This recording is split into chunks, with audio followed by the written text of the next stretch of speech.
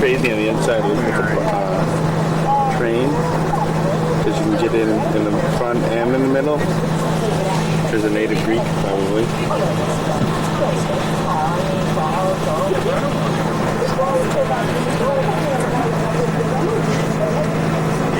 Quick, somebody read that.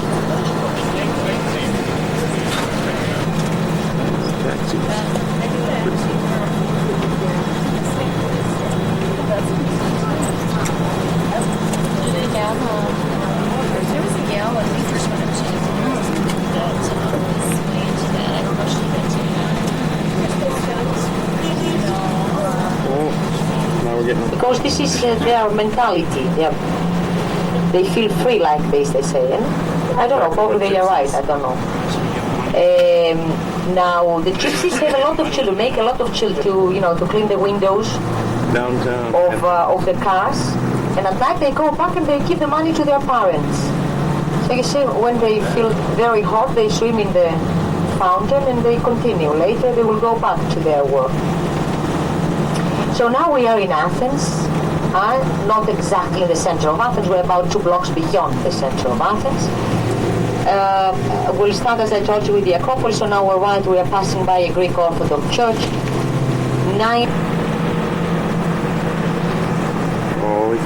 We are very close to the... I'm standing on top of Mars Hill. This is where Paul did his speech to the Athens, saying, "Men of Athens, I see you are very religious," in Acts 17.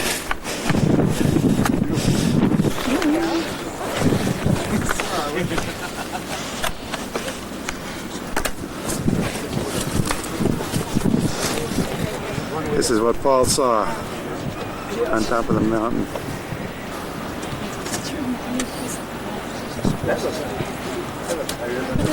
You gotta get up. Yeah, they gotta stay up. There's I don't know if there was something good. There are no ruins. As you can see, there are a bunch of rocks here. And what happened was that they'd have a council up here for people who would be either murdered or poisoned. Somehow Paul got an audience up here.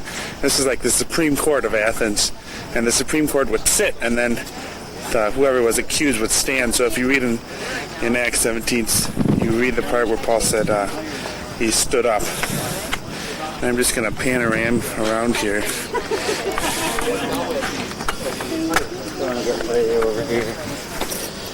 I'm going to get Brian. That's Brian, my roommate.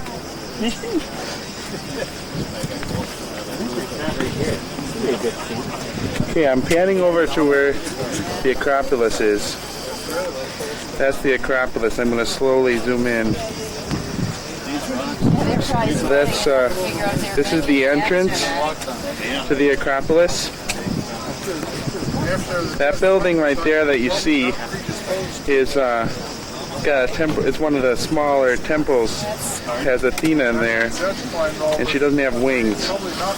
And the reason why she doesn't have wings is because the Greeks, whenever they had a picture of victory, of Athena as victory, they always had her as a woman because that personifies life. And then they gave her wings because victory comes and goes. And then at this temple, they decided to cut the wings off because they didn't want victory to leave. And this is the entrance to the Acropolis. And the reason why the rock is different colors because there's iron in there, and so the iron rusts differently, and it causes different colors in the marble. They're slippery, just like. This is the Agora Marketplace from Mars Hill. So this is down here. You would probably see a lot of the statues. Perhaps the statue to the unknown God that Paul mentions in Acts 17. I'm going to try to zoom in here. You can see some of the ruins. That's a museum.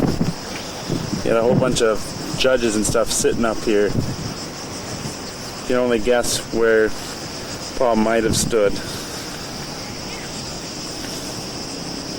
The marble here is very, very smooth from people walking on it. So it's very slippery.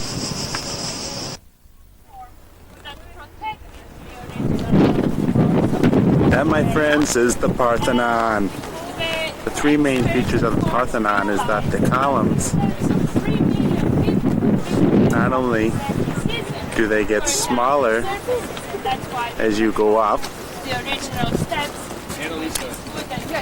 but they are tilted inward. You can kind of see that they're tilted toward the right. And that's for illusion because from a distance they will look straight up and down, and they will look straight. They won't look like they're going out, like outward like this. Like this, they'll look straight. That's my hand. Thanks, hand. Okay, oops. The floor of the Parthenon is also angled, so it's angled like that. And that is because when you are close up and you look inside the Parthenon, you will see the floor will be flat instead of curved. That up there, that's a lot of marble. And just to look at the detail, and those columns are only as strong as, let's say, the neck, because that's the thinnest part of the column. Sorry, but it's pretty windy up here, if you probably heard that. This is a long view of the Parthenon. That's the inside. They're getting it restored. By the way, this is the Temple of Poseidon, the god of the sea. And those are those pretty awesome artistic columns. Paul stood on top of this puppy. I think I mentioned this before, it was a museum, but it's actually the Temple of Vulcan. And he was a guy who was married to Aphrodite, who loved Athena, so they made him happy by making him a temple. It's Tuesday the 6th of July, 11:37 p.m., and we just got our room. So let's check out our room. We just got here, it was kind of late, and they're bringing up our luggage. So that's pretty cool. This is the room as you look at it. Here's our bathroom.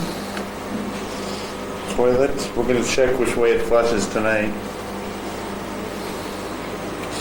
Here's our bedroom. 2 beds. Hey, look at what food they got for us. Yeah, I had 1 banana already.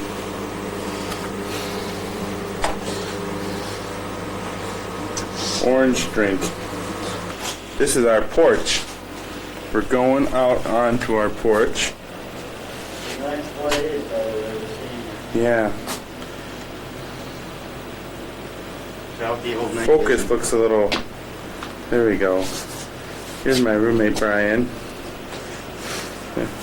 And this is our view of Jerusalem. We're in Jerusalem. That's the hotel we're at, and we're right above the sign. This is our room coming in from the porch. We even got a TV. And a closet, although we have nothing to hang on them. Except maybe for wet clothes later. This is the view from the Mount of Olives.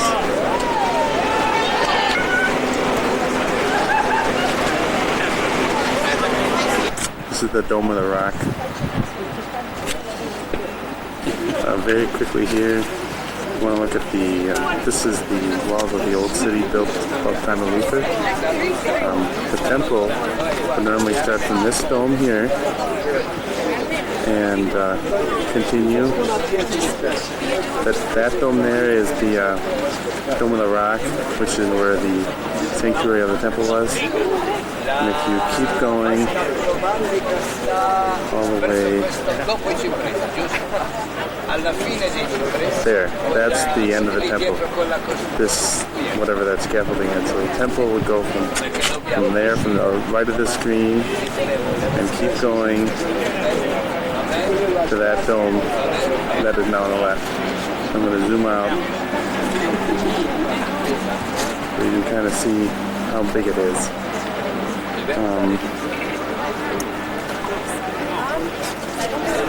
the area where David's temple, David's palace and Solomon's palace were. They're around in here. I can't pinpoint it out, but kind of imagine where those are.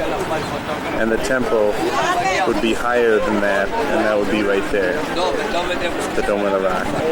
We are on the Mount of Olives right now, looking over it. This is probably what a lot of pilgrims and a lot of people in Jerusalem's time, what's the first thing they saw.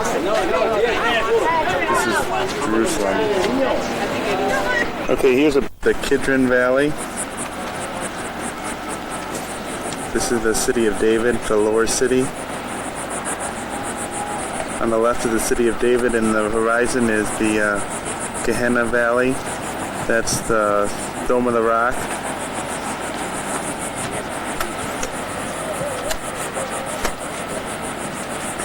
If you can kind of picture another dome on top of the Dome of the Rock, that's about as high as the temple was.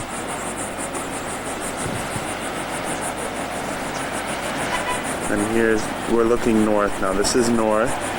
We are facing west, and we are on the east side of the city. So this is what Jesus saw as he had his triumphal entry, which was somewhere around here. We're on the Mount of Olives right now, facing west, and this is the side of Jerusalem that Jesus went into. Again, those walls were not built in Jesus' time, they were built in Luther's time.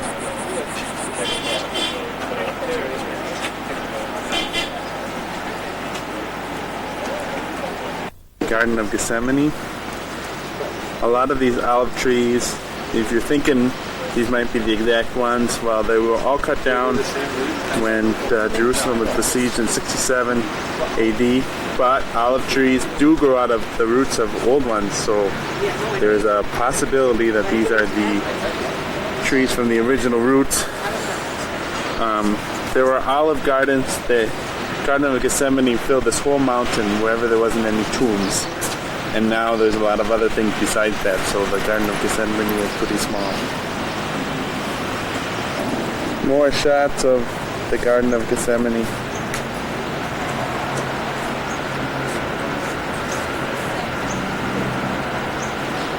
Check out this olive tree. It's all twisted.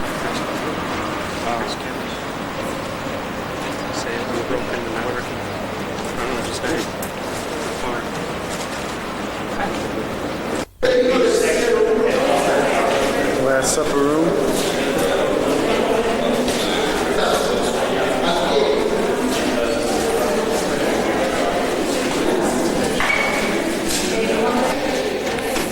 Okay, we're outside the traditional place of the Last Supper and Pentecost. It was built in the 15th century over King David's tomb by the Crusaders. They got that idea in Acts or something about saying how King David's tomb was still here with us today, but in Latin it's under us today, so they stuck the room up above the tomb, okay? And it's not the actual site, but it's very close, they think. Ask me about the Essenes. We're at the Church of the Holy Nativity.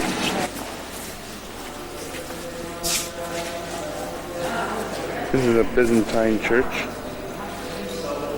Basilica style. I'll show you the mosaics in a second.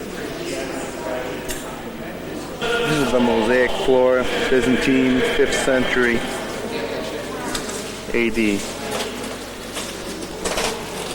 About a third of it still survives.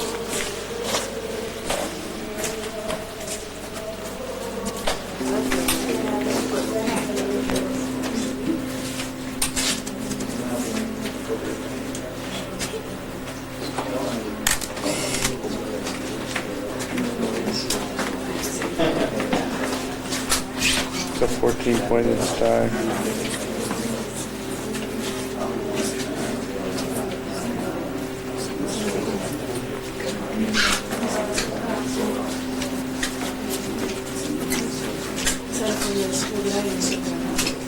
We're back inside the basilica. I wanted to take a picture of the mosaic on the wall. These were made by the Crusaders, all gold. This is the chronological account in Matthew. Oops. Come want to do two paths. But this was normally all over the wall. Then you can see the nave. And that's the entrance. It's a really tiny door. I'll show you the entrance later. Here's the doorway to the basilica we were just in. You can see there's three doorways in one. There's this one up here, which was the original doorway. Then there's the pointed arch built in the Byzantine times, and when the Islams came over and took stuff, they built that one. And then there's a smaller one built during the Middle Ages because they wanted to stop the Muslims from coming in with their horses and taking all the stuff. So they built a really small one, so you need to duck to get through that door. I'm going to try to show you a little bit of Bethlehem. Bethlehem is under Palestinian autonomous control, according to the Camp David Accord in 1995 or 85, something like that. So we're going to kind of look at the city. It's mostly Palestinian. The economy is very poor because Palestinians can only work in Bethlehem. They used to work in Jerusalem, but then when this Bethlehem was given over to the Palestinians, then no one could work in Jerusalem because Jerusalem kicked them out. So. Well, I like it because I can't drink water with my chlorine. As our direct route to Beth Sahur and Shepherd's Field is closed, we're going to have to make a detour. Actually, two possible ways. We're going to take a slightly longer one, a little longer, so that we don't simply retrace our steps. We'll go by the area of Solomon's Pools near Herodian and then come back up to Shepherd's Field, which is just down there. Yeah, they do that right back there on the right.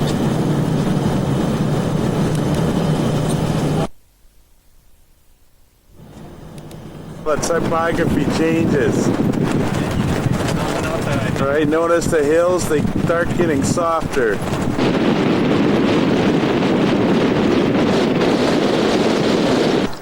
And that, my friends, is the desert.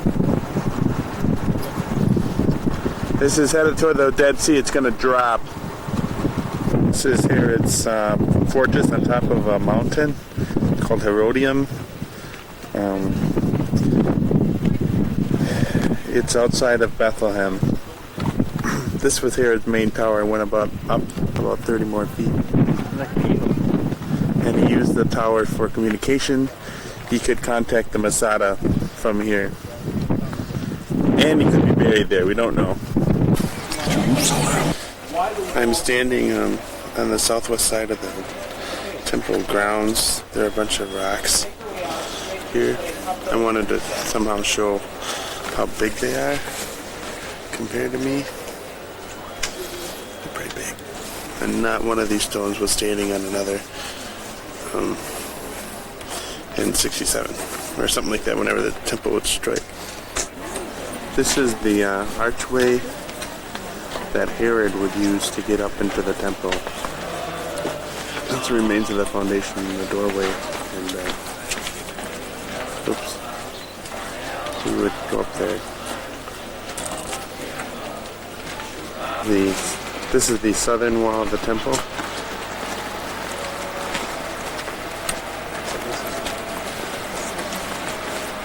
This is a ritual bath in Jesus' day. The pilgrims usually come here and cleanse themselves before going into the temple. These are the temple steps that were around in Jesus' day. There used to be an Arab palace here, so there's additions onto the temple. Probably doesn't look like it would look like back then. But these are the actual steps. This is the view of Jerusalem from the temple steps.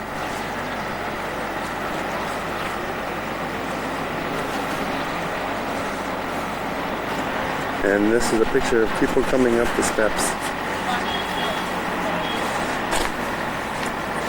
That's my group. This is the main entrance for the pilgrims to enter into. As you can see, I'm standing next to a stone here. And the stone This stone here is the actual stone from Herod's temple, and everything above is not.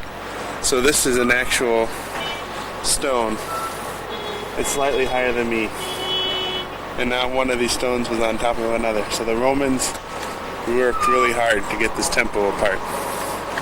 This is behind of what I was standing before. These are the ritual baths from Jesus' day. So people in Jesus and Paul's time had to come in here, get a little white cloak, and go and wash himself before going into the temple.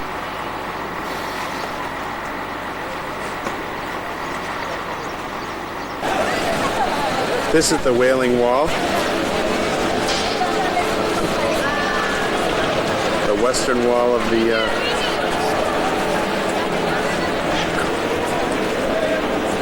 temple. That's the bar mitzvah taking place at the end.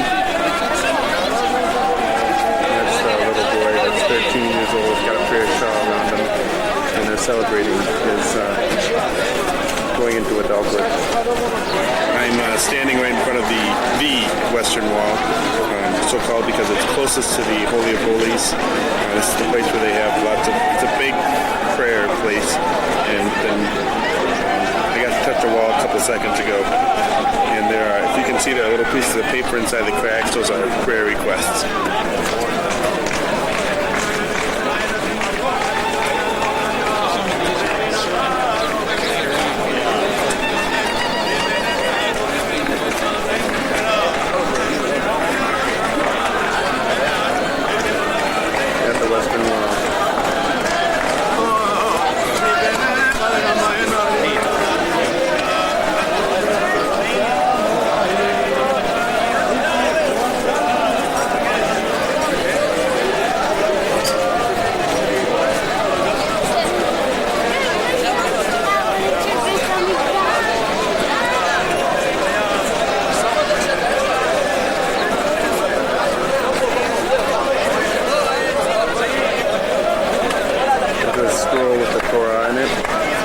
Today they're reading from the book of Numbers.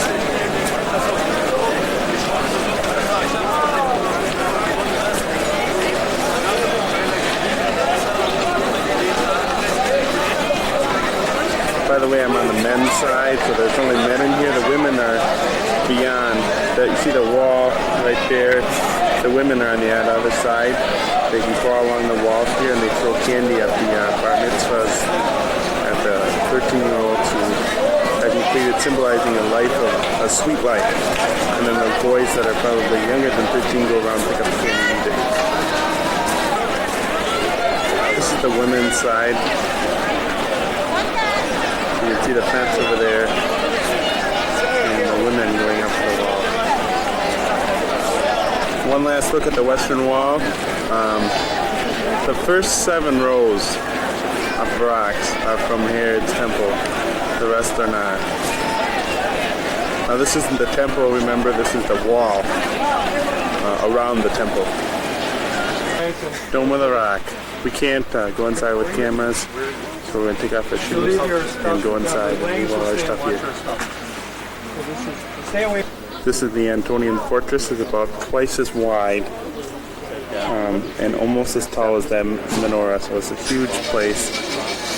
It's a school now.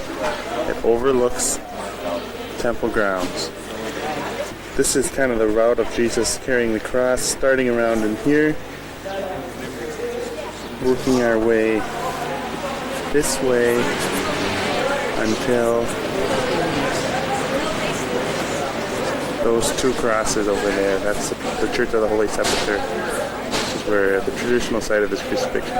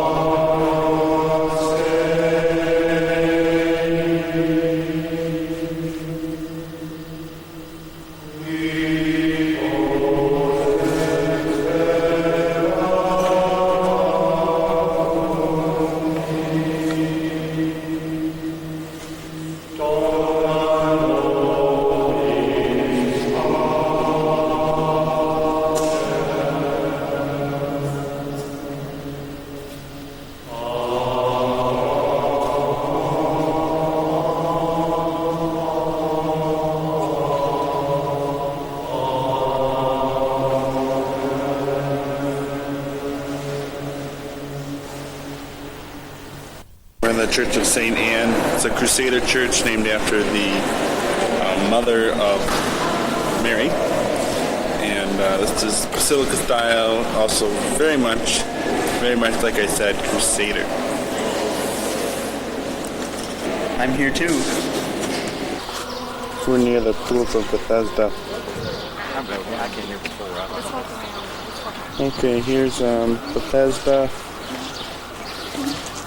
There are some pools around here. They built a big, huge basilica in here in the Byzantine times, destroyed. And when Crusaders came, they built a little church over here. So this is on top of some pools where they think the pool of Bethesda was.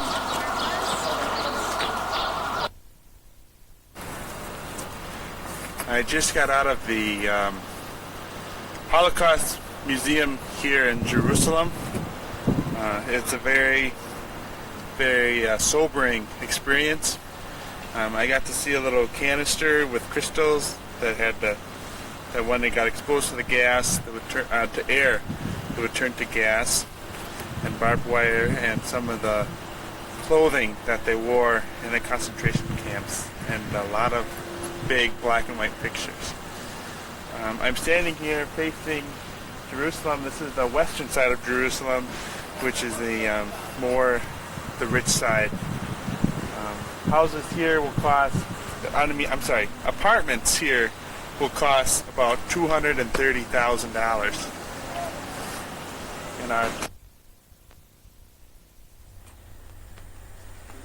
That's a fig tree. And when they get older, the figs get older, they'll pop over. This is the Children's Museum. 12 years old. A bunch of glass. Masha Abazano, Batsheva, Poli. Mariana Weinschenk, בת 12, הולנד. זייד ויינשנק, בן 10, הולנד. סלומון ויינשנק, בן 14, הולנד.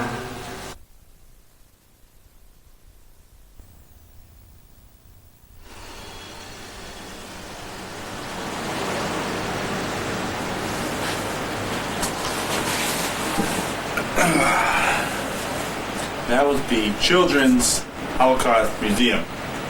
I'm here in my little apartment room overlooking the city of Jerusalem, and I wanted to take some time out to do a little reflections on the past couple days. Right now it's Thursday. It is the third day in Israel. The first day was kind of we just got here, get to Jerusalem, get our hotel room, and sleep kind of day. And then we had 2 days of touring. Tomorrow, I won't tell you about tomorrow because you'll see that tomorrow. But a couple of things. I got to talk to a lady from Athens on the way over from New York to Athens.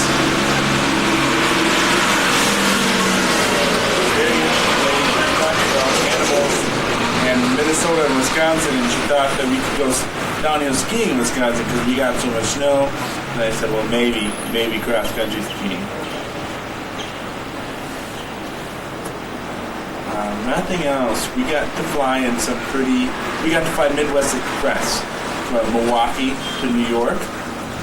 And that was nice because I was like first class for everybody. Got free champagne and big seats, lots of room. That was Midwest Express. And then we had like Olympic Airways from New York, which is Grecian Airways, so it was a little bit lower economy kind of stuff. But we got to eat like Greek food on the plane.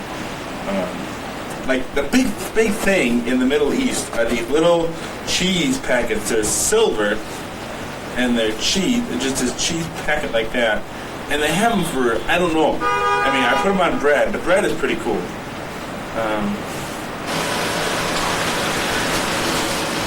No rapture here. I just thought I'd play a trick on you. Anyway, the bread. I had some bread in Athens. I had like a Greek salad which had tomatoes. The tomatoes were awesome. And the cucumbers and mythos Greek beer, which was very smooth beer. Wasn't quite as biteful, shall we say, as Milwaukee was.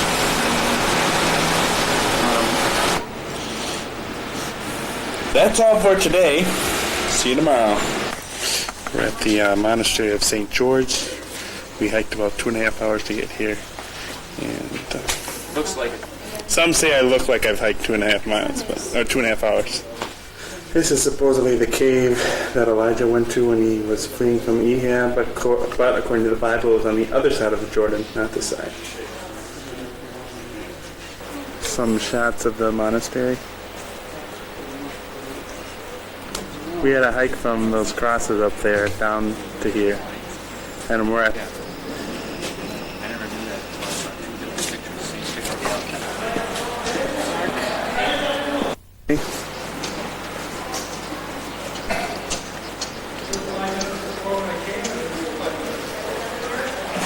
This monastery was built on the traditional pilgrimage up to Jerusalem from like Jericho and other places. So when people went up to Jerusalem, they went up through this valley.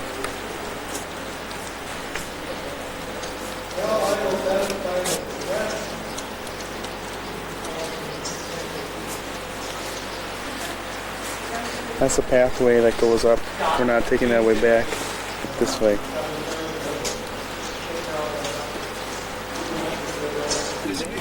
Hi, we're in Jericho. It's about 46 degrees centigrade, which is about 118 degrees your time. It's hot.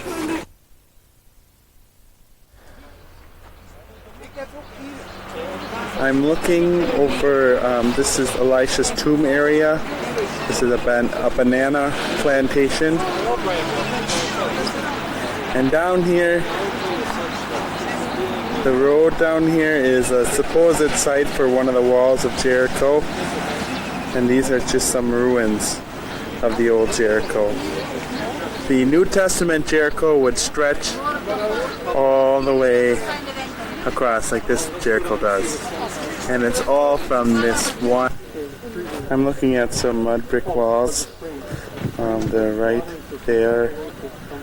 And you can kind of see them in the rock there. They're from Abraham's time, 20th century BC. This is the tower from the old Jericho, 6000 BC, marking it as the oldest city in the world. This tower has a staircase going down it. They wonder why there's a staircase there. Because, I mean, what defense you need from people who only have sticks and stones. So there's question why they have a tower. But it's here. Here's another shot of the Qumran community. It's about 116 degrees. Did I mention it was hot? And I'm going to show you the scriptorium where they possibly wrote all of the scrolls. The scriptorium was a long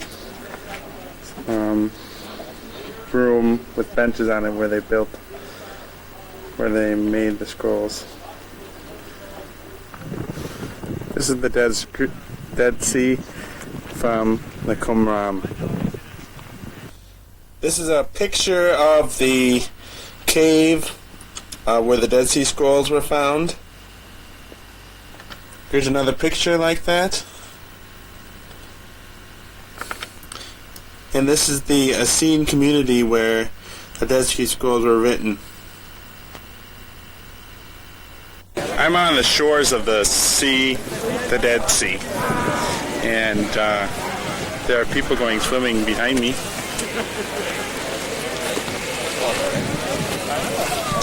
It's going to be exciting. Yeah.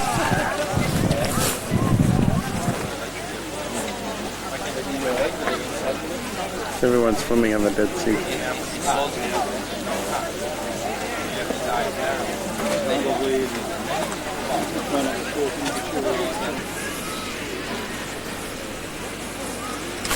Hi.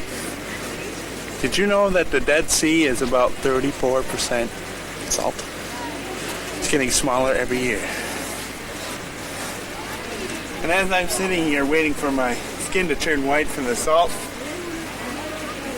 after doing for the first time in my entire life the back float without sinking, and pretty proud of myself. Pretty interesting experience.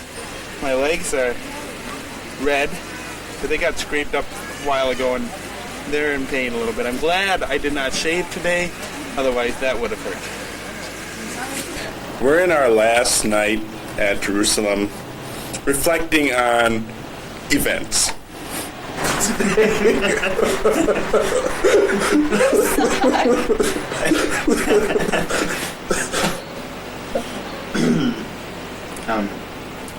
I would think the most significant event of today was wandering through the Judean wilderness, surviving after putting up with the 118-degree heat that we all had to deal with. But we made it okay. We got to Jericho. Well, we got to the monastery where we wanted to get to. And it was fun. I'm very proud of myself and proud of the whole team that they made it work together. I bought my soon-to-be niece or nephew a shirt that says my first Israeli t-shirt. Oh, Brian, did you get anything today?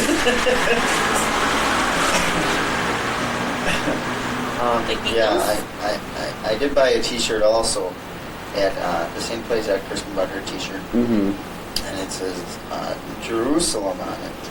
Even though we weren't in Jerusalem, I wanted to find a nice Jerusalem shirt, and I happened to find it there. I was very pleased with my purchase. I would like to make a comment also about Brian's t-shirt. It was not actually Brian's purchase. This is where it gets exciting, because there's a dispute. So, Brian, what's your story? This would be the t-shirt that I purchased today. It's, as you can see, it has some Hebrew on here. Kristin wouldn't know what it says, but of course I do. Is that true, Kristin? I knew what the price tag said. Oh, okay. The price tag is not the thing that's in question here. The question is, whose t-shirt is it? This would be my t-shirt because I purchased it and because I picked it out and I know what it means. Purchased it? I believe we need a dictionary to describe for us the definition of purchasing. I believe he who holds the purse, is the Now owner I disagree. of the t-shirt. I say he who has the product is the purchaser. He who brought the product down from his or her room, number 201, by the way, for this other claimee, I believe, would be the rightful owner until money has changed hands again. I'm a little confused. So, Now, someone had the shirt and someone else had the money. Is that right? How does that work? I had the money. You had the My money. Visa card, my signature. now see, that is on not the Visa that is not card. money though. That is a signature that says you will pay the money. Oh, okay. And when she will pay the money, I will pay the money that So, Brian, I owe for my t-shirt. you haven't actually paid Kristin any money, and you haven't paid any vendor any money. But Kristin hasn't paid any vendor any money either. Whose All name she- is on the Visa card? She hasn't paid them yet, though. There is no bill. Once I see the bill, I will pay her. Okay. So therefore, I can still claim that it is Why don't you my pay her now? purchase. Why don't you pay it? I guess that would mean it's Visa's shirt. So why don't we mail the shirt to them? Well, here's the thing. Visa probably won't know what the shirt means either. And I don't know if the people at Visa that this size will fit them. And it just happens to fit me, and I like it very much, and I know what it says. So I think So I'll you're just- wearing a shirt that does not technically belong to you. Is that right, Brian? I am wearing a shirt that does belong to me, yes. In what way does it I belong was, to you? Not- I was the one that picked out the shirt for me. No. I know right what it now, says. the shirt and- belongs to Visa. Yeah, I would have to agree. So you don't have any claims on the ownership of the shirt? I guess I I mean, if something happens, So now the she's shirt changing is her- my responsibility because my name is on the note. You know, Oh, it's I my see. name.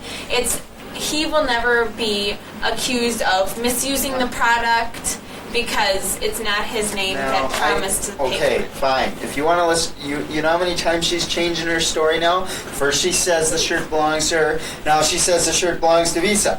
I am sticking with my same story. This shirt belongs to me and me only. But you didn't buy the shirt, Brian. Well, I picked out the shirt. He has no evidence. His story is weak. Well, at least it's not a changing story. At least I am not too proud to know when to correct myself. I think we need a security guard because these people... How about we just have a little comic relief? Comic relief. Okay.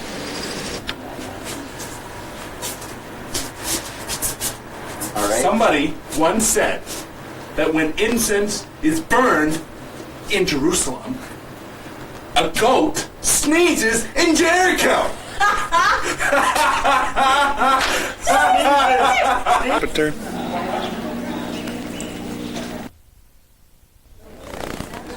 This is the traditional site of the crucifixion of Jesus. A lot of this is a Greek Orthodox culture, so there's a lot of veneration and incense.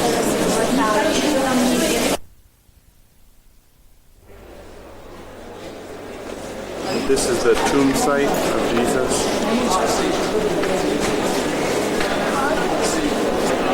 This is the dome above the tomb. Compare it to the dome in the Dome de la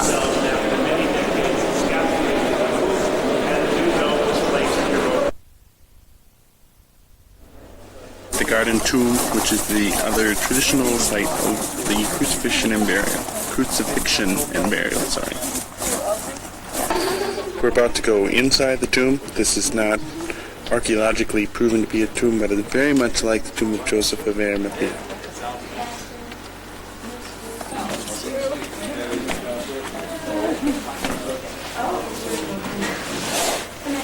Picture, I'm thinking down. Yeah, I did too. Not quite to scale. Okay, everybody stand back.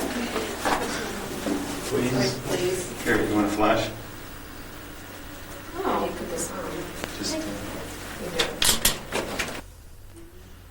I'm in Tel Aviv. Had my first day of digging, and we got in a little room of 4 guys. Can you tell where the tomato stain is on my outfit? You hold that. See it? Well, I brushed some of the dirt off already, but my first day of digging. Had a lot of fun. Did some picking. And, You look pretty good, Rudy. yeah, I look pretty good. I mean, I thought you did dirty or something while you were out there. yeah, but it's like my hair would get like Frizzy or grimy. something, or Yeah, but it's fine. yeah, pretty clean site it must be. Yeah. Clean dirt. We're like we're digging. We think it's something Egyptian, but we found a Persian wall. Oh, that's all been there. Like we came to here's a Persian wall, and site that I was working at this square that had been worked on for 2 days, and we worked on it for a couple hours, and then they decided to move us somewhere else. Then I was digging there for about 20 seconds, and then someone needed a volunteer, so I went somewhere else and I destroyed a wall because it really wasn't a wall with a pickaxe, and that's what I did. And I hauled dirt. That's my day. Hi, I'm at the shores of Ashkelon, which is like prime beach property. Now let's look at the lovely Mediterranean.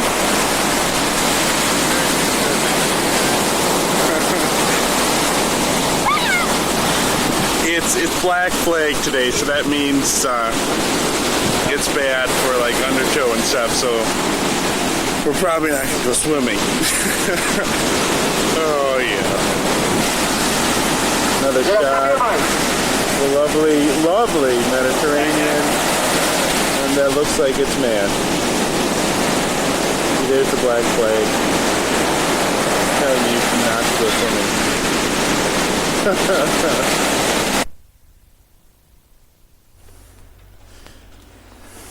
I'm at the Masada. We're inside a large cistern. It's pretty big.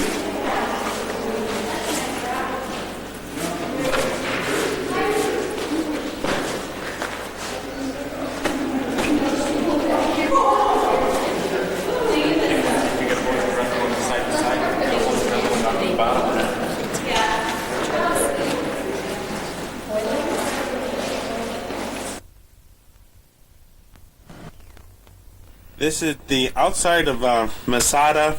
This is the good side. This is not the Roman side. This is a picture of Masada with the Roman ramp. The Roman ramp is that white thing in the middle. Right there.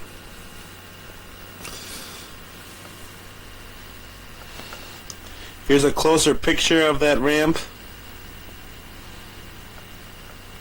Here's a picture with the Roman ramp with the Hanging Towers of Herod on the left. Here's a close-up of those hanging towers.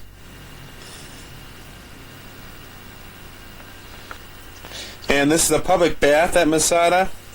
You see the black holes on top. Those are where they would put all their stuff, and then they'd go to the left, down some stairs, and then down more stairs, and then into the pool. The only public pool that we have seen in archaeology. We're in the caves of just some local attractions. Got a bunch of caverns in it, and in one of these caverns there's a millstone there. To the right of it you have this oil printing press. Or not printing press, but oil press. They put the pulp in those baskets, and then they push down on the beam and squeeze it out into that. This is an oil well.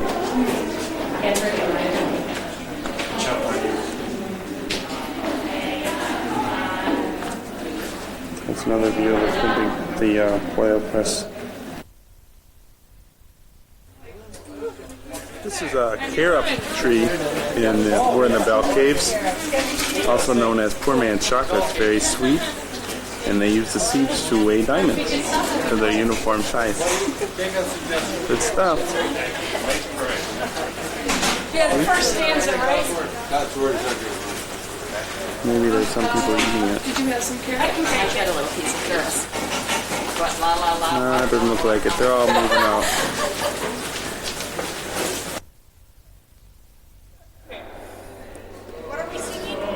We're in the Bell Caves.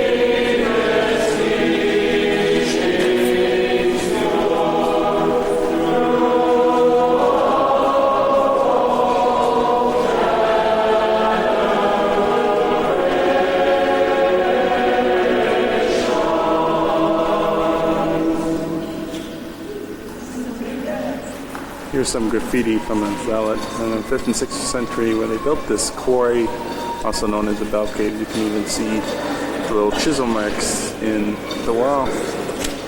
That's a right-handed chiseler, and then now you get a left-handed one because they go in two different directions.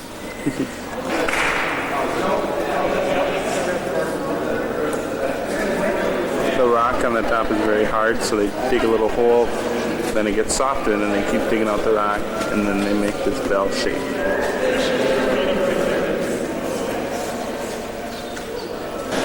This is my good friend Eric Pelzel. Have any words of wisdom for us, Eric? Wear your helmet in your caves. And be quiet, because otherwise everything will fall down. And when you're in Israel, make sure you watch your step. There are lots of dogs and lots of, well, dog stuff. Up there, that's Azeka, right up there. The clearing over there. That's the tell. That's the tell. That's Socho up there. Right up there, the edge of where that wooded area is. You see a little bit clear. There's Socho. Right? Part of that, there's some old ruins up. That's Yamim, which means literally no blood. Zero blood. And this is the brook Elah. You see it rushing through? See the gurgling brook with these smooth stones? The rippling brook kind of got lost. It ripples. That's nice. That's the value. You can see, though, from the size of the bridge that sometimes it fills up with a good deal of water, and they wouldn't have invested that much into putting up that concrete bridge. Okay? So the rippling brook rippleth not today, but we get the idea. Narrator, begin. Now the Philistines gathered their forces for war and assembled at Soka in Judah. They pitched camp at Ephes-Dammim between Soka and Azekah. Saul and the Israelites assembled and camped in the valley of Elah and drew up their battle line to meet the Philistines.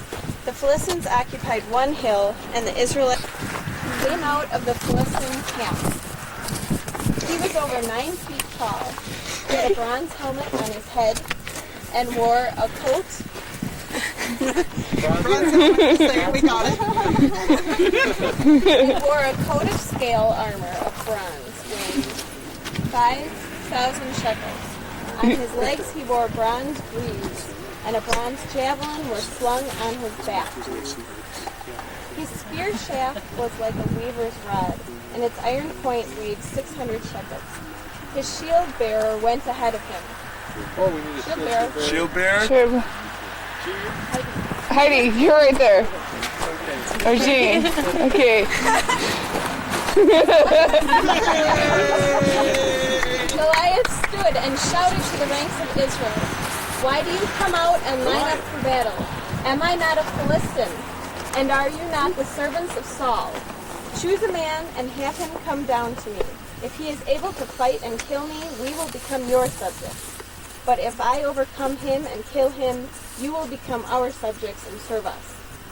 Then the Philistine said, "This day I defy the ranks of Israel. Give me a man and let us fight each other." On hearing the Philistines' words, Saul and all the Israelites were dismayed and terrified.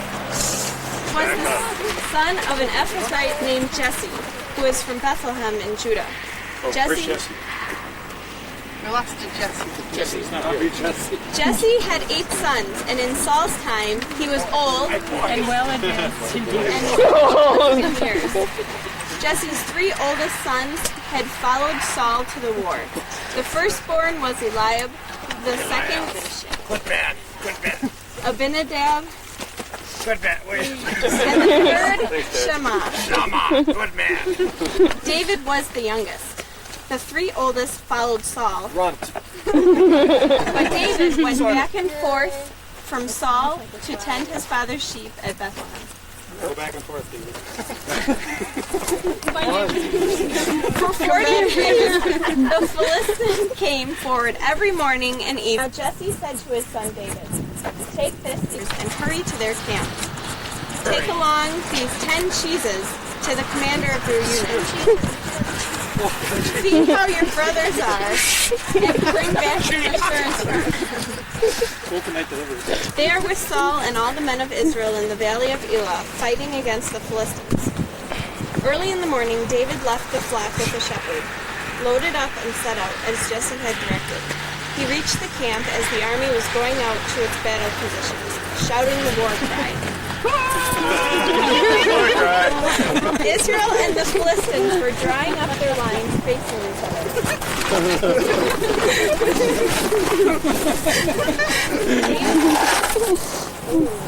David left his things with the keeper of supplies ran to the battle lines and greeted his brothers. As he was talking with them, Goliath, the Philistine, when the Israelites saw the man, they all ran from him in great fear. Now the Israelites had been saying, "Do you see how this man is coming out? He comes out to defy Israel. The king will give great wealth to the man who kills him. He will also give him his daughter in marriage, and will exempt his father's family from taxation." That doesn't matter.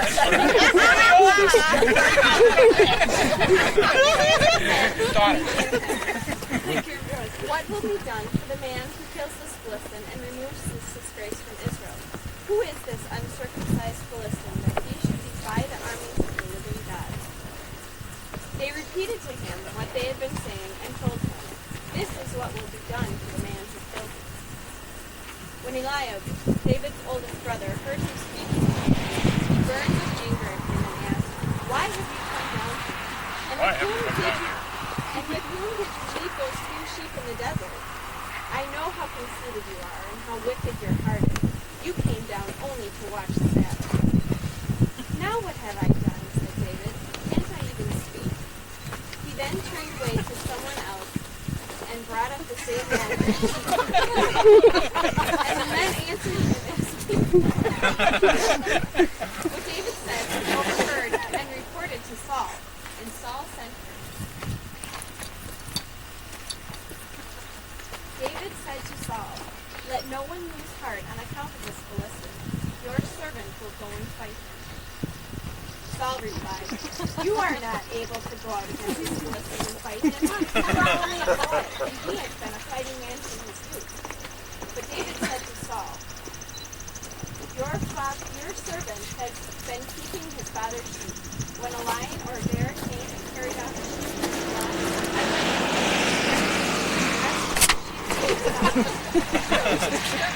Okay. When it turned on me, I seized it by its hair, struck it, and killed it.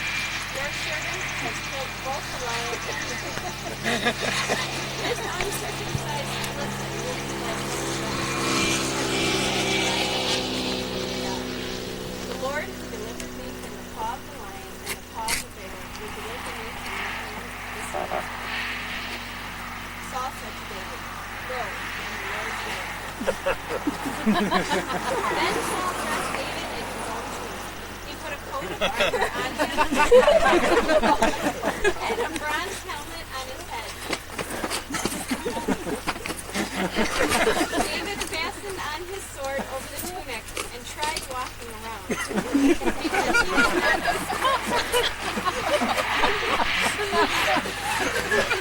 "I cannot go into this," he said to Saul, "because I am not used to it." So he took it. Then he took his staff in his hand, chose 5 smooth stones from his hand,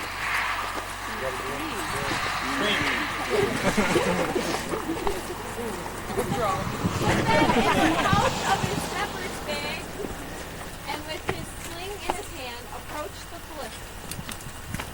Meanwhile, the Philistine, with his shield bearer in front of him, kept coming closer to David.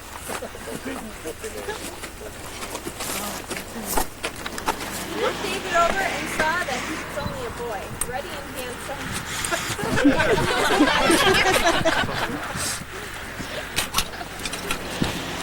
He said to David, "Am I a dog that you come at me with sticks?"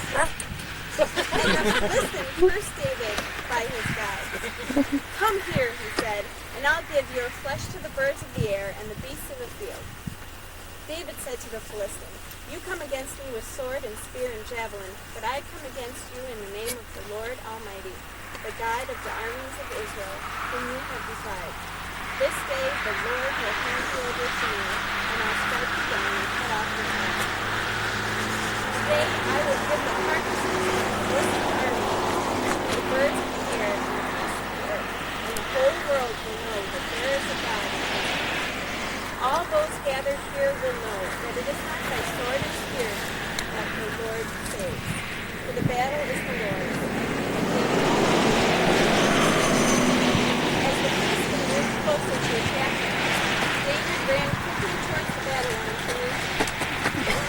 Reaching into his bag and taking out a stone, he swung it and struck the Philistine on the head.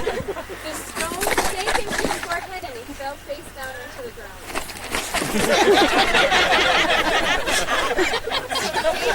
David triumphed over the Philistine with a sling and a stone. Without a sword in his hand, he struck down the Philistine and killed him. David ran and stood over him. He took hold of the Philistine's sword and drew it from the scabbard. After he killed him, he cut off his head with the sword. When the Philistines saw that their hero was dead, the men of Israel and Judah surged forward with a shout.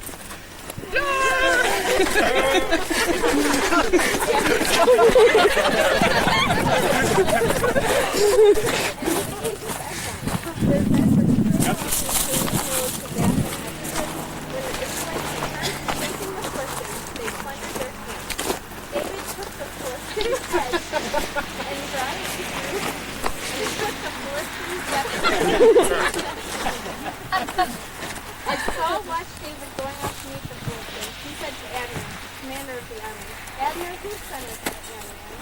Abner replied, as surely as you live, O king, I don't know. As soon as the king said, find out whose son this young man is. As soon as David returned from killing the Philistine, Abner took him and brought him before Saul, with David still holding the Philistine's head. Whose son are you? David said, I am the son of your servant Jesse.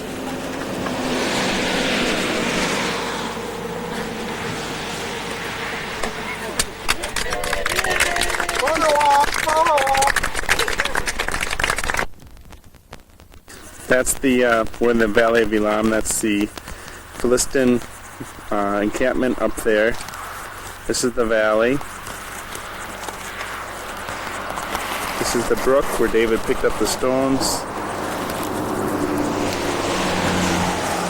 And that's where the Israelites were camped. Oddly enough, the Philistines came from that way. So when they fled, they probably went this way. And make sure.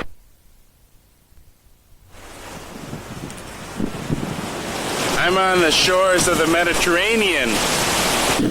Hi, I'm at the dig site and I wanted to show you around. This is my section and the section next to it. My section is over here, and this is kind of the dividing line. This is the other section. And yes, we work under tents. This is the section that I worked on for 2 days, and then they decided it was too hard. I mean, not 2 days, like a couple hours, maybe one, maybe. I think I mentioned that before. And they decided it was too tough, so we went over there for a little bit, and then they pulled me here. And when I was digging that, excuse me, that white stone, you could just barely see it, so they've done a lot of work since then. And then after working here for a while, I went over here. And at that time, there was a stairway going down like this that since then we destroyed. And this was all covered over with sand, so we exposed that wall and the wall behind it, and we took out the stairway. And then after that, we had moved ahead. This is closer, and we chopped all this. This is almost pure rock, and we chopped down here, and we chopped this, and this has all been cleaned up. And then we chopped here so that we could find, hey, there I am, this corner in a mud wall, this huge mud wall along here.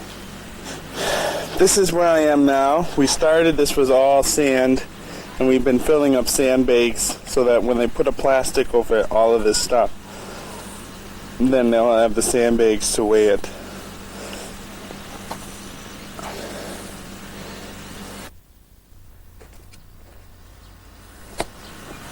I wanted to show you the tools that we use.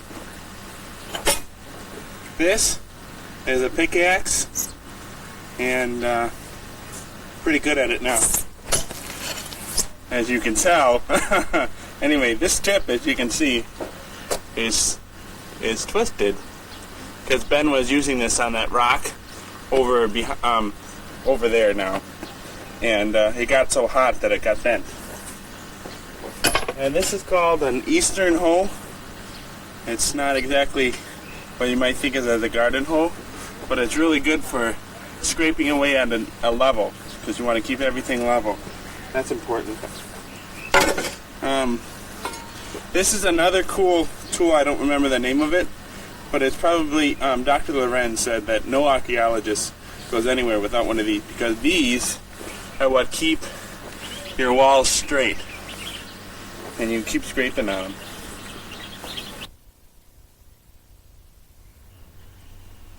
Okay, some more terms. This whole box is called a locus, and so in your locus you'll try to dig level. Now they didn't really dig very level here. You can see they have a couple pits because they have walls and foundations that they're digging around, and then these stairways that how you walk around on the site are called balks. And these things the balks are really important because you can see on the side of the wall, not on this one, maybe on this one, look at this one, the different layers.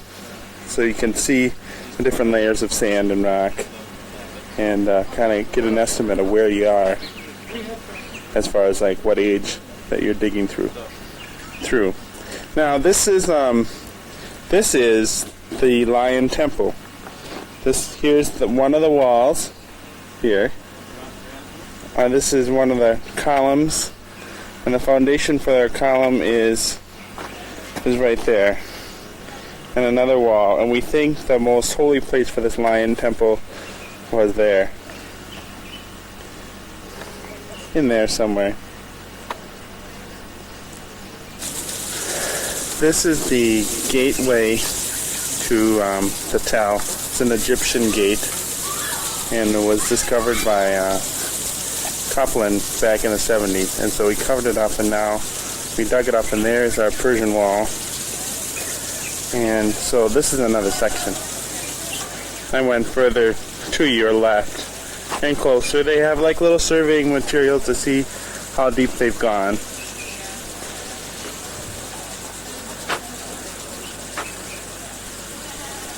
And not much else I can show. I'm not working over here, so I don't know anything really about what's going on. They give you a tour at the end of the week, but I don't remember. They're talking about labor and stuff. Oh, here, this is the locus where Newt Trimmer found scarab, which is like a little piece of Egyptian pottery, oval, and it describes the pharaoh's son, or a prince, capturing 100 lions up here in Joppa, and that's where he found it, in there. Finally, this is all the people at our dig. They're taking their breakfast break. It's about 9 o'clock in the morning, and we've been working since 5:30 about. And that's all for today's tour. I hope you enjoyed it, and come back again sometime. The gift shop is right on your right. There are a lot of things there you can get. Some pottery stuff that isn't valuable to archaeologists. It's free, so take it as much as you want. And there's some other things there too, postcards. But now it went flat. Fading in. Very nice. All right. Today is July 20th, Tuesday. We have just completed our 8th day of archaeology. And Dave, how was your 8th day of archaeology? It had potential. It had potentially to be the worst day of my entire vacation here. How so? Well, it started last night. See, I had to get on the email, and I had to wait a long time, and I had to watch CNN's John F. Kennedy Jr. coverage at least 3 times before I got on the computer. Well, then I didn't get to bed till like 11:30, and then about 4:40 about, I woke up before the Madrakim came around and knocked. I woke up at least 10 seconds before. And they didn't come by and knock. So I came back and went back to bed, and, they didn't knock. But obviously, it was time to get up. And I knew. So I looked at the clock. So I woke up. And I decided that today I wasn't going to take my camera. That meant I wasn't going to take my fanny pack, or I wasn't going to take my school bag. And because so I they said, all go together? Yeah, they all go together.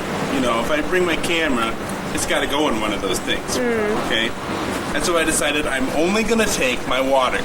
Only the water. Only take my water. And I had to wake up early anyway, so it wasn't, really that bad. I had to wake up early. Now, you said that they didn't knock on your door, so how did you end up waking up? Oh, my alarm clock went up. Oh, okay. So, it had the potential to be very bad because they didn't knock.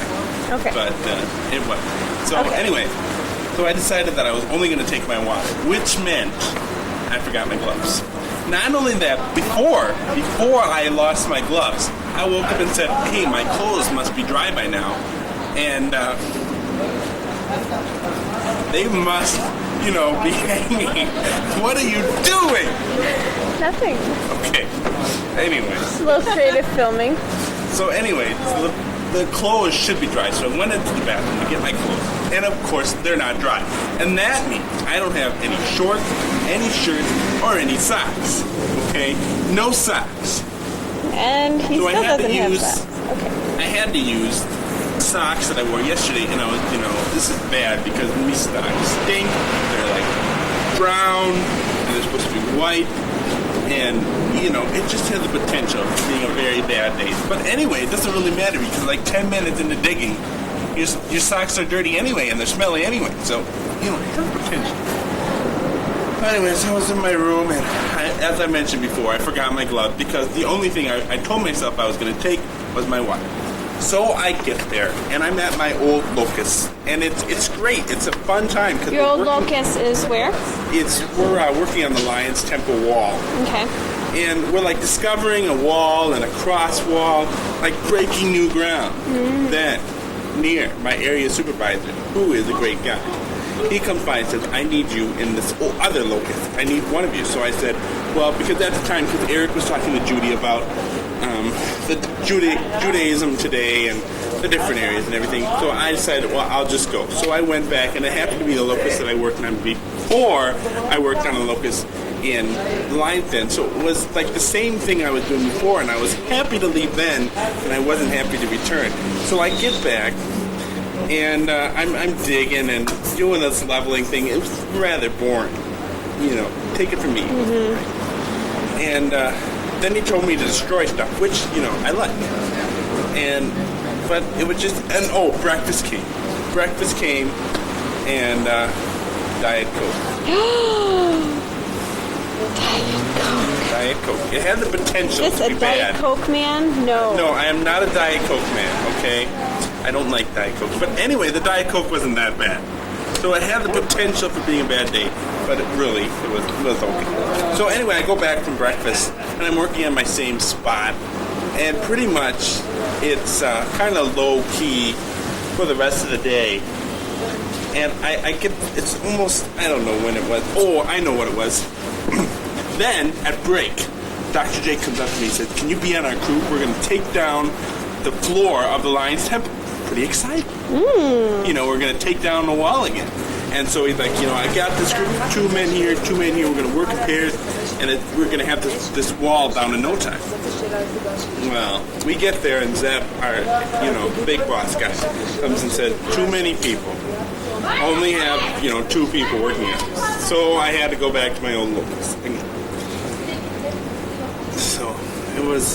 So I go back to my old locus, and I'm doing the same thing that I did before. I was, digging and leveling and scraping and straightening and that sort of thing. When my water bottle falls over and the cap comes off. And the cap comes off and it gets all dirty and sandy. It's just not, sanitary, okay? But it wasn't that bad. It had the potential for being really bad. But it really wasn't that bad because it's only like 10 minutes left. Oh, okay. Only 10 minutes left. And so I just don't put the cap back on. And I finished my shift, and I go out and I wait for the bus. Mm-hmm. And we know what happens when you go out and wait for the bus. You wait a long. What happens, Emily? Was the bus driver late, guys? The bus driver was very late. And how long did it take the bus driver to get back to the hospital today? I don't know. Was it a half an hour, 40 minutes? I was sleeping. I fell asleep too. Yeah. Long enough for everybody to get That's Potentially right. bad. We were waiting there for at least, I would say, 20 minutes. Mm-hmm. But it had the potential to be bad, but it really wasn't because I was sitting on the sunny side of the street while I was getting a tan. So That's it really right. wasn't. And we got to talk. And we got to talk. Yes, I got to talk to Kristin and David Endor. And so I get back here to the hospital. And I go and I go in the cafeteria. Oh, yeah. And I get, my usual rice and corn, which I haven't had before, but my usual. And I get my 3 glasses of juice. It's cherry juice, which is very unusual. And I go down and sit down. Of course, I just inhale these glasses of juice, and I go back. You could actually taste the flavor in them? Oh, yes. Not just the sugar? Yeah. Okay. Well, it was, it had the potential to be bad. It had the potential to taste just like sugar, but there was that tinge of cherry. Tinge of cherry. So I go back, and I'm going to refill them, and I'm going to set them down. Well, of course, all the other times when I go and get juice, I have a tray to set down the glass. Mm-hmm. Well, this time, there was no tray. Oh. And there was these ridges, and if I put the glass down, instantly it falls over onto my clothes and onto the floor. Potential to be very bad. But the guy comes, and he sweeps up. And I didn't have to do anything. And you weren't wearing, clean clothes. No, I was wearing dirty clothes. There you go. And, I was wearing those shorts, the reflective kind of shorts that you can get wet. And, speaking of your shorts, there was a thing about the shorts. Thing about the shorts? With the...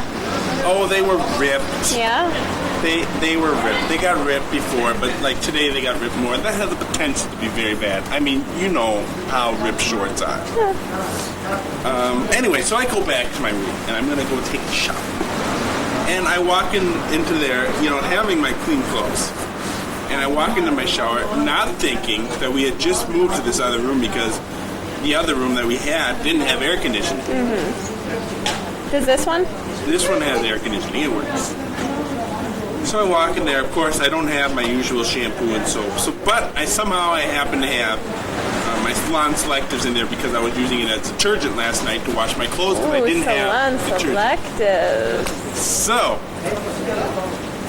I wash with Salon Selective, and about the 3rd time that I'm soaping myself, I get all this dirt and crud off. I realize I forgot a towel. Oh. That had the potential to be very bad. So, potential. So I get out and I open the door and I said, "Does anyone have a towel?" And fortunately, Brian, my roommate, has a towel, and that's my day. Wow. And it's only what, 4 o'clock? 4 o'clock in the afternoon. I've been up for 4:30. 4:30. I've been out for 12 hours. But that's right, kids. He is still smiling. I'm still smiling. And now I'm going to go. Well, I think we're pretty much done, huh, Kristin? Yeah. Any thoughts on your day?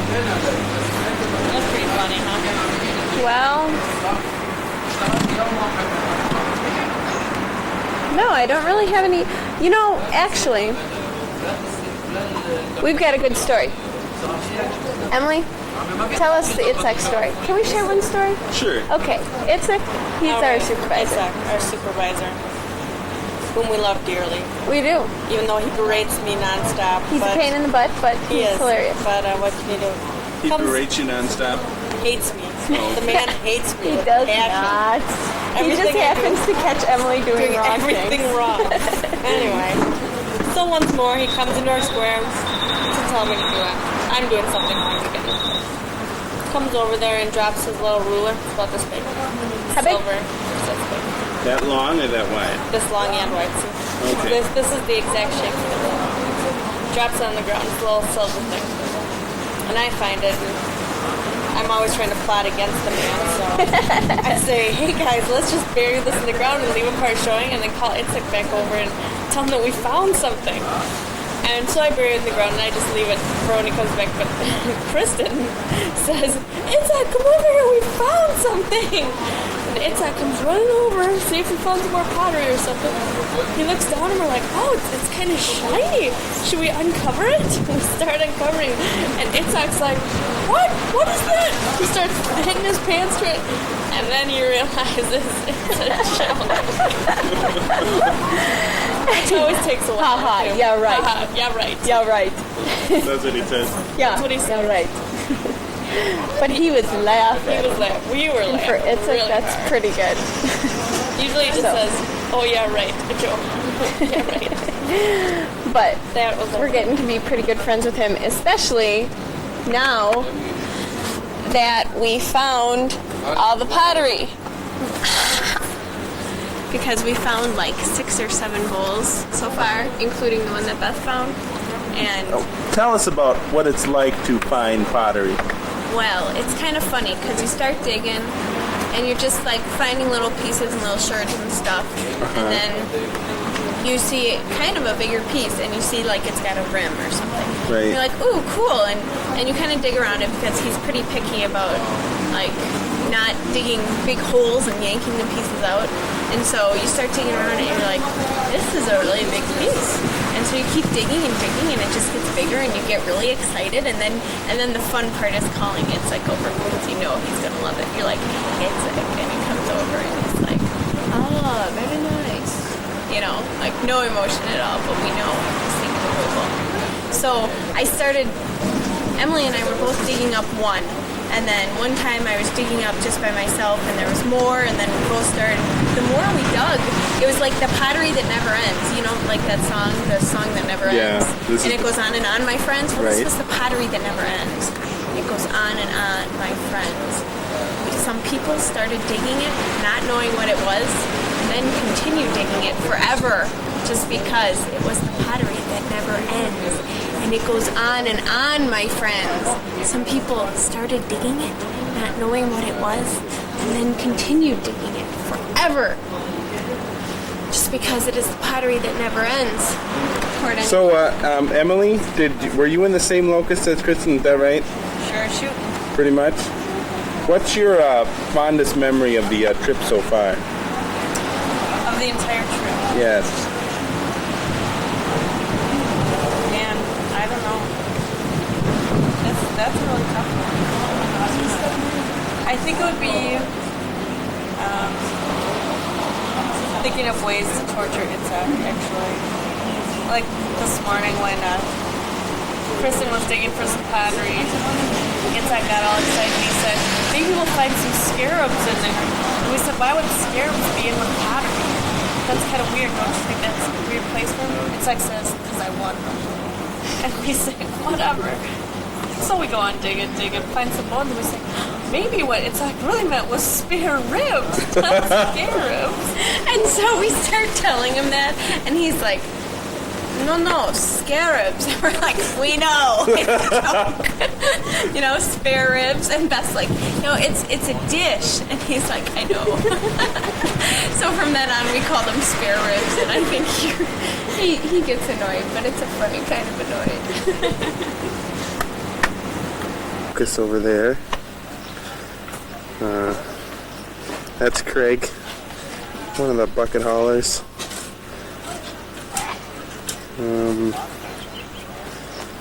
That's my little locust that I was working in.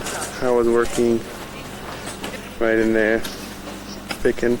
That's Judy Metzger and Dr. Loren filling sandbags. This is the mud brick wall, the outer wall of the fortress.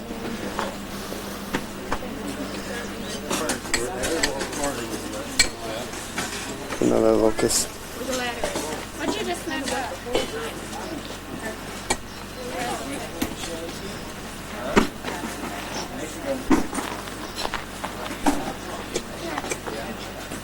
David, stop playing King of the Mountain. This is another locust. That's Eric Palzo. Zev, that's the program director. Think I need a flag?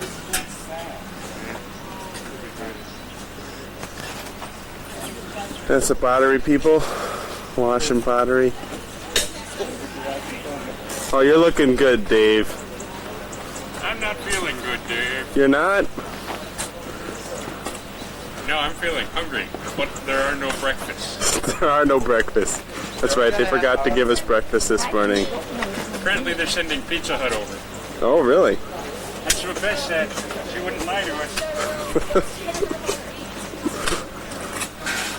There's another locust. There's Professor Westendorf and Pastor Kratz.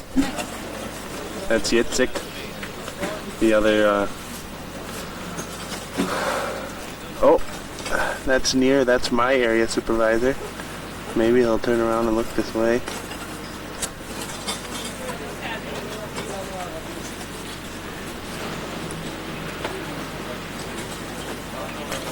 So this is my area, pretty much. Oh, there's Nir.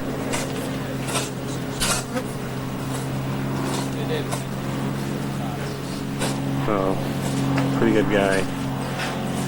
It looks like everyone's kind of standing around, but they're not. They're really working.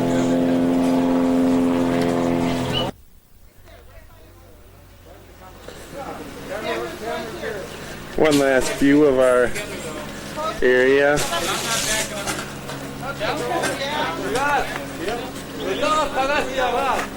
There we go. This is the Lion Temple for the last time. There's one of the colonnades, a wall up there where I chopped. Over here where I got all the sand out. Expose the wall, and then here is the side of, this is like the outside wall, and that's how deep it was. It's pretty deep. All right, we're recording Rudy here. This is his last day at the dig. We're gonna get a full picture effect here. Can I do this? Oh, you sure can, Ryan. There he is. Yeah, Look at this. today happens to be the dirtiest day at the dig for me. You can't really tell how much dirt is on me because it's been like sweated off or dried, but it's pretty caked on there. You can kind of see the dust as I... Ooh, let me clear the smoke here from the room. Yeah, it's just, I'm already starting to form a little pile down there. Now, Rudy, how long have you had those socks now, Rudy? Oh, these socks without washing them? Yeah. Well, I think it's the second time I've worn them. They were the cleanest socks I had this morning. The cleanest socks you had, all right? Yeah, and so I took them, and they are now. Yeah, pretty much today I did a lot of picking, and as I was picking, there was a lot of dirt flying off of that. There's even like dirt in my goatee, but that's pretty much today. And I went digging, and we had to get down to as far as we could go before breakfast. And breakfast didn't come this morning. We had to work an extra half hour. Oh man, that was just crazy. Huh. Now this shirt you've been wearing all week, I would guess. Almost. This is the famous Eat at Ed shirt. Yeah, this is a shirt that I wore every time I got dirty. Every time you got dirty? Yeah, every time I got a lot, I did picking and stuff. But you didn't decide to burn it last night? No, see, I like this shirt. I see. So this is, I want to be able to, pull the shirt out and say, oh yeah, this is my work shirt. Got a little dirty in Joppa when I was cleaning. The pants I'll probably throw away. Pants are going in the dumpster, huh? Yeah, they got a little tear there. We got a little tear. But these were good shorts. Good shorts for the dig. They served you well. Yeah. Great. Wow. Anything else you want to say to the audience? Oh, to my audience back home. Well, I don't know if these shoes are going to make it. I'll just demonstrate for you how much dirt accumulates. These are my socks. See my socks. Let me just take them off. Who wants to wash his feet? Yeah, who wants to wash my feet? Any takers? Anyway, that's one pair of socks. I don't even think Jesus would wash your feet. Yeah, these are the socks. We'll just lay them out. Okay, I take them back. And can we get a little pile here? Yeah, on the floor? We're starting. Here's one shoe. There. Come on, I think you can do better than that. Well, let's see the other shoe, Rudy. Yeah, let's get the other shoe. All right. Yeah. All right. Kids, come on in. We got a sandbox to play in here. Yeah. So these are my shoes. I don't know if the shoes are going to make it because every time I put a clean pair of socks on in there, and they're instantly dirty. They're probably, well, they're not probably this dirty. Maybe they're about, here's another sock I've worn more than once. Maybe they're about that dirty. They're, it's not too bad. No. I see. I didn't see any pottery in there. Did you see any pottery in there, Brian? I don't. We might have to do a little digging. There's quite a bit there. Yeah. I don't see any either, though. Well, that's my dig. Well, Rudy, I would say you've had a very successful dirty dig. Congratulations. Thank you, Brian. All right, we're quick recording Pete here. Don't worry. No one can see anything. You're all messed up. Hi, we're in Caesarea. This is the place where Paul was imprisoned before he got sent to Rome. This is the harbor of Herod, right over there. That's the inner harbor, and so somewhere out there is the harbor that Herod built that was big enough for 100 Roman ships. This is the biggest harbor in the Mediterranean. And this is what you see with the breakout there. That's just the inner harbor. And out there, there's the actual harbor. This is a Roman theater. This is the spot where Herod Agrippa stood and had a silver robe talking about the treaty with the Phoenicians. And then someone said, well, this is the voice of God, and then he got struck down with worms. I go over to the left here. This is where all the royal people would enter, and there'd be a little balcony where all the royal people would sit. Here's the actual stage, and then the orchestra or the dancers would be. This theater would hold about 5,000 people. The theater in Ephesus held about 20,000.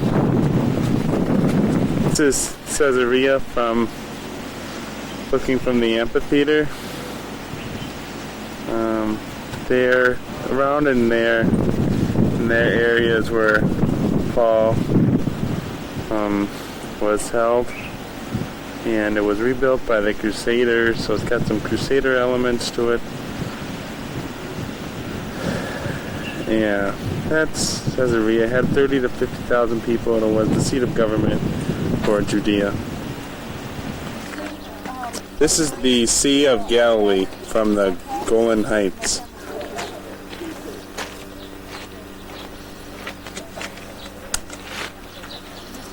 And Capernaum and the Jordan River are over there. So this is south. And we're looking from the west.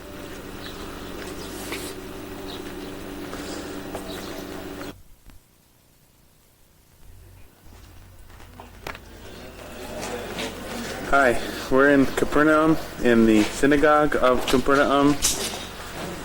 This is not the original synagogue that Jesus preached in. It's a little bit later, but the foundation is the same, so it's about the same size. You see the two rows of columns and the place where the people would sit.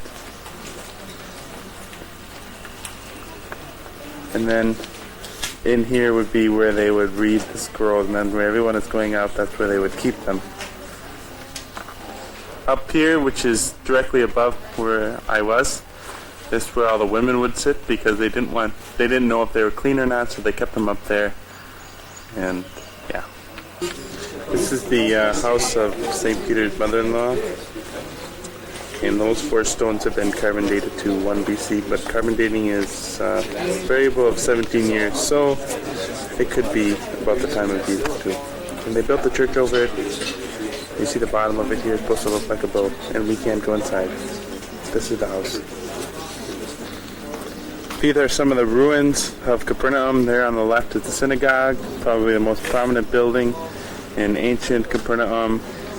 And you have all these houses here, and then Peter's mother-in-law's house is to my right. And there's that big church. It's supposed to look like a boat from the inside or from the outside or something like that. This is the Sea of Galilee. This is the traditional place where Jesus met his disciples after his resurrection, doing a little cooking under fire. And they were fishing all night, and then Peter wrapped a cloak around himself and swam, and then Jesus did the whole Simon, do you love me 3 times deal. This is the shore and the sea. There are some hot springs here, so in wintertime they would be fishing here because the water is warmer and the fish need the warm water. But in the summertime that we are right now, it's not cold enough or something like that, so they aren't here, so they don't go fishing here. But they do in the winter.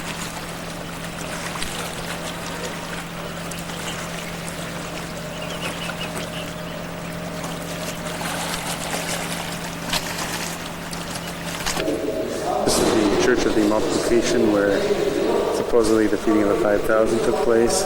Here's a Byzantine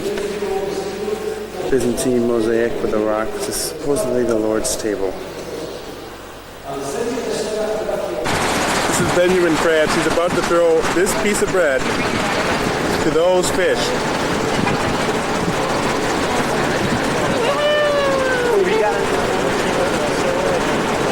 Easily amused.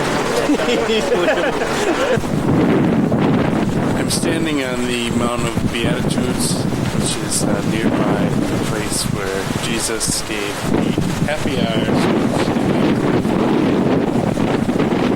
This is the church built on top here. It's got 8 sides around it. There's the Sea of Galilee. Of Beatitudes. There's the church, and there's the mountain. There's the Sea of Galilee.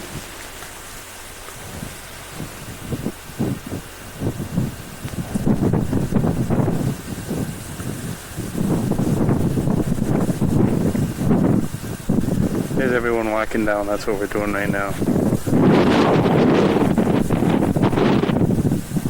There's another mountain. The boat that we're going to be going on to the Sea of Galilee.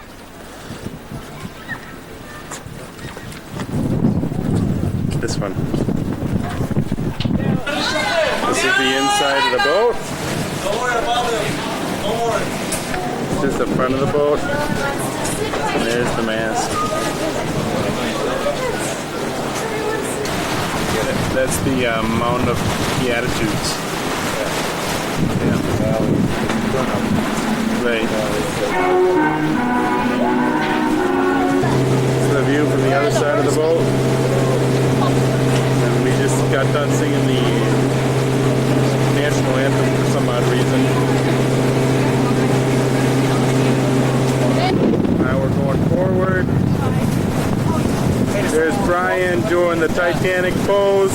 You know how many people the Coast Guard have died doing the Titanic pose? What? There's like 10 or 12 dead in the afternoon. People doing that and falling.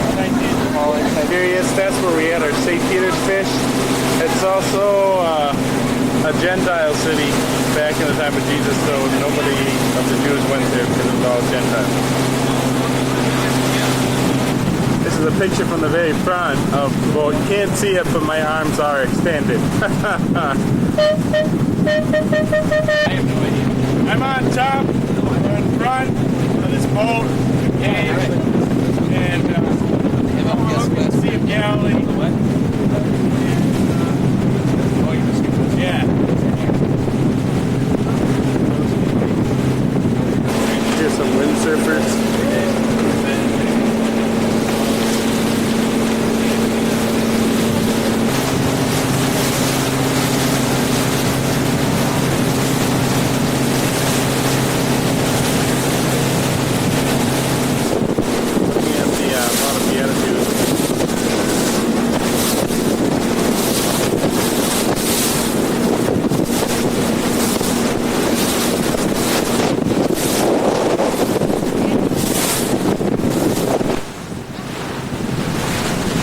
another boat that's just like ours.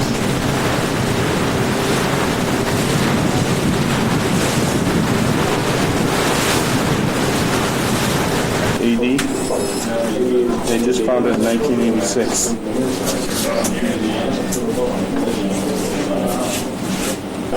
This is a model of that same boat. Because otherwise all you will see is a bright light on the glass. Well, even with an angle. I'd like to try to take a picture of that. Oh, sure.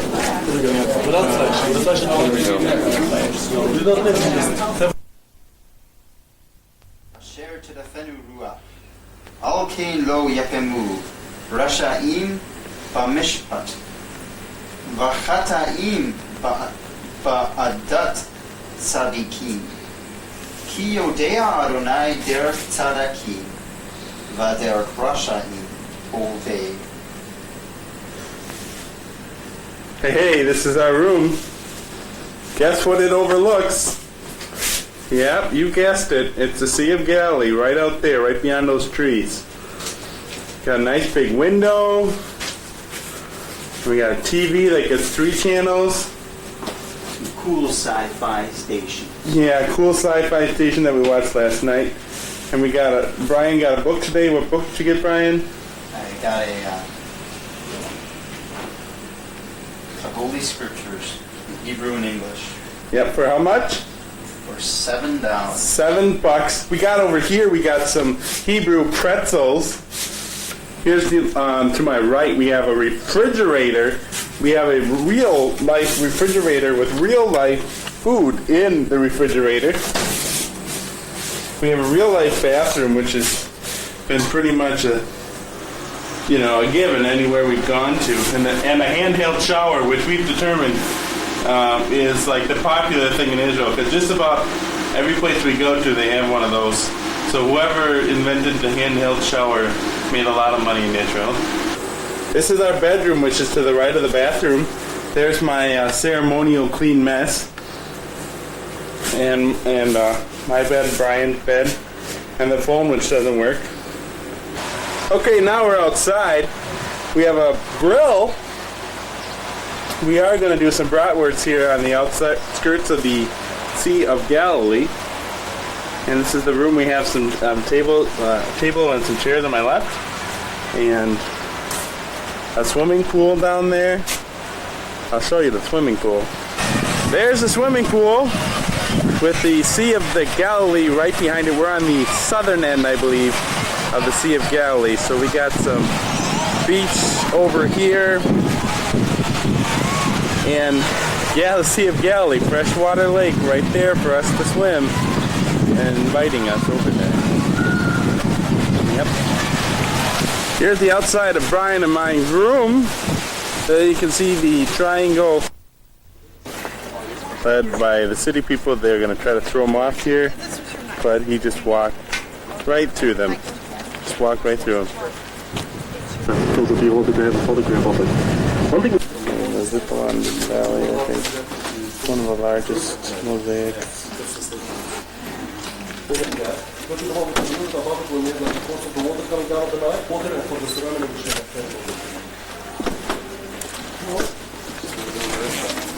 Can I look for that file? He wouldn't even show us.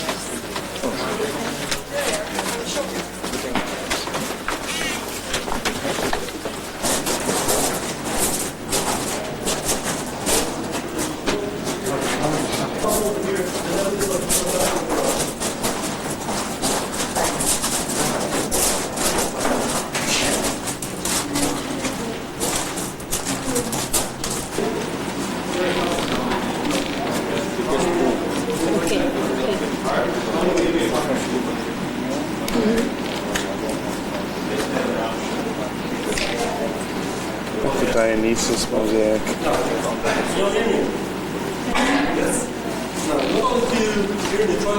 This is mosaic. This is a picture of Aphrodite, which is considered the Mona Lisa of Galilee. It has at least 10,000 mosaic pieces on her face, and altogether the mosaic has 26 colors.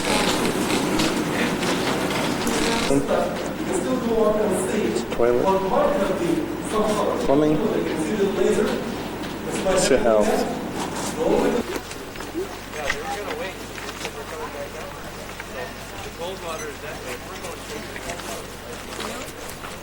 Alright, I'm here at this restaurant, Marche restaurant or whatever you call it.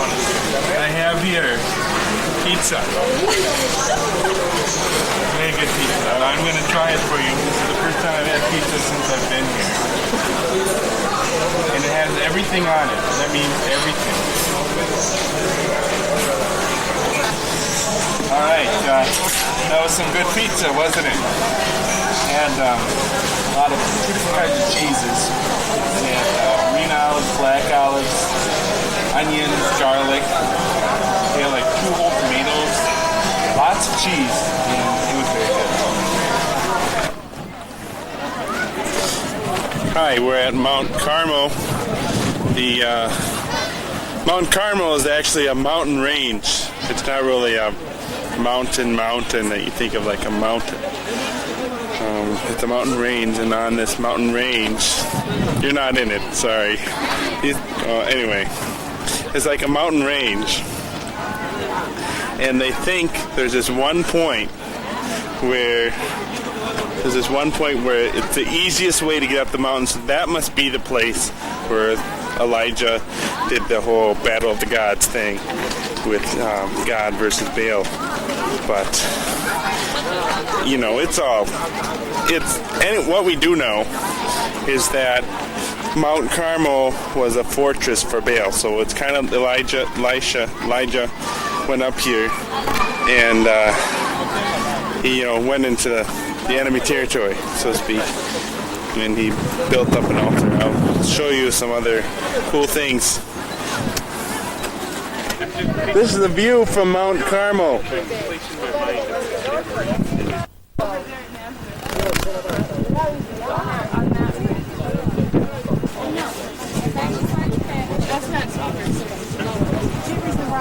And this are the mountains of Lebanon, the origins of Baal. So this is north. Okay, this is the Mediterranean. It's out this direction, which is east, I'm sorry. North, yeah, east. I'm sorry, this is west. This is west toward the Mediterranean. And this is south, southeast, southwest. This is Jezreel, where Ahab fled. And if this is Jezreel, over here, that's Nazareth. There will be other, like, we're going to Arbel. And this is south, toward Jerusalem. When?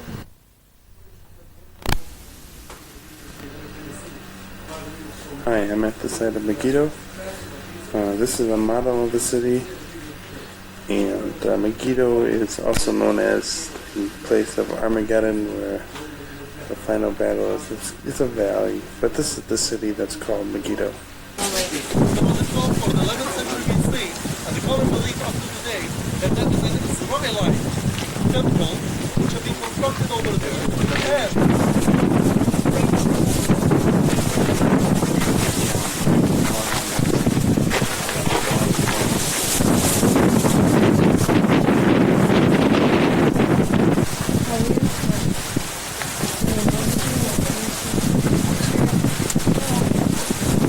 Arbel, which doesn't have any real biblical significance, but it's a big mountain. Which way do you want to take it?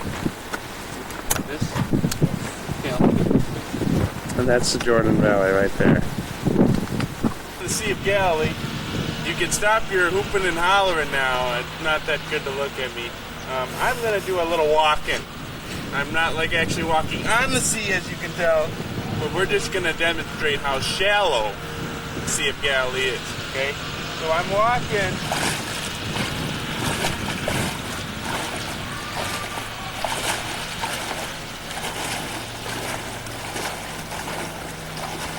I'm still walking.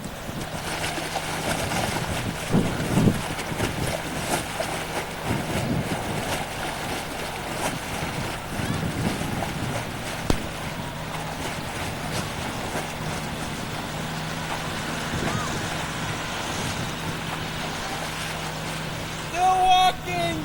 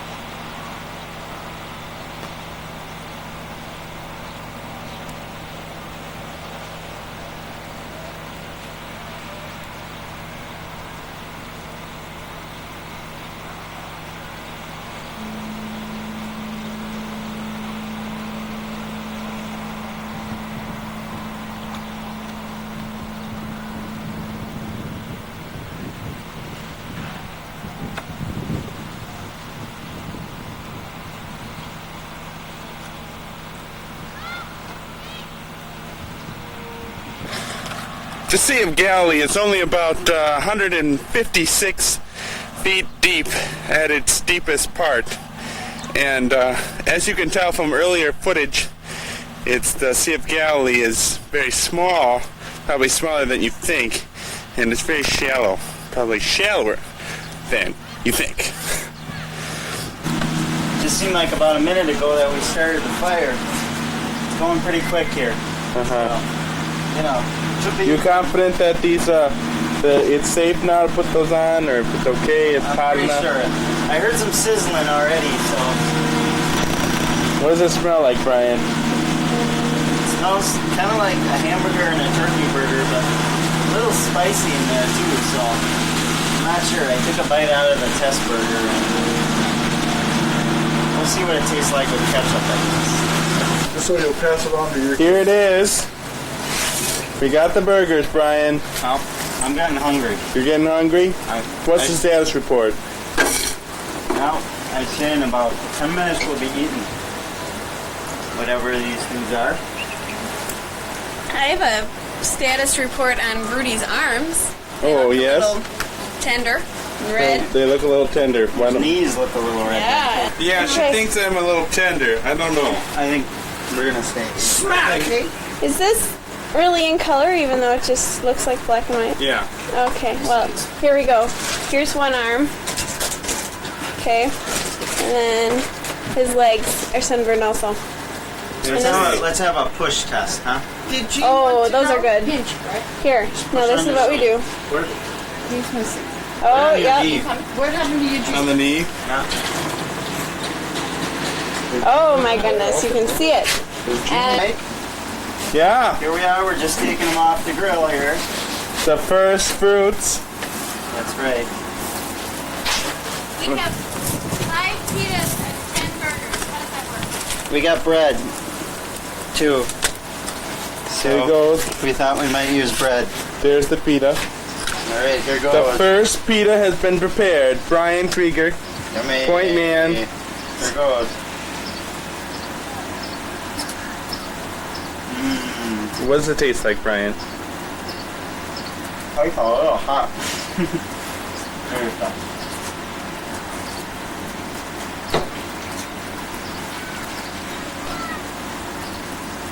What does it taste like? Tastes kind of like a turkey burger, I'd say. Doesn't taste very meaty. There's a little bit of a spice to it.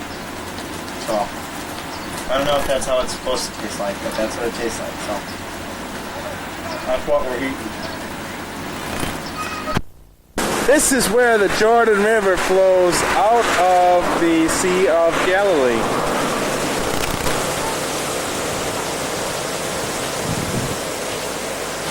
This is the Jordan River.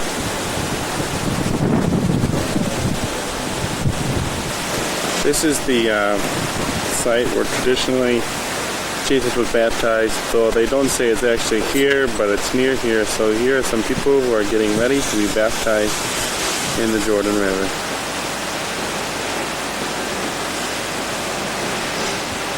The archaeological Disneyland of Israel. This is the theater. 3 weeks ago, we've been in the hotel in Ashkelon. This little theater would be able to house about 7,000 people. It has a foundation to build another row of seats up on top there, like to the above those trees, and then it would hold over 12,000 people, but they never built it. This is the square, the market square of Bethlehem, so it's only about a tenth of maybe how big it was. There's a towel up there, and this is the place where Saul and his family was taken when they got their heads chopped off. They were taken to a wall here, and also where they filmed the crucifixion of Jesus Christ. Superstar. Some are wide. Here's the water closet. Right on the side there. Yeah, I know. Oh, okay. And those are the nice little sitting places. Notice they are different size for different size people.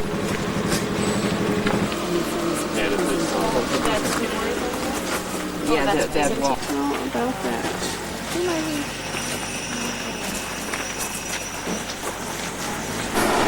That was Bethshan or something like that. And it's called the Archaeological Disneyland because it keeps changing. Things are like it just started in 1989. There's some stuff, and then later they found some more things, and so it keeps evolving, just like Disneyland.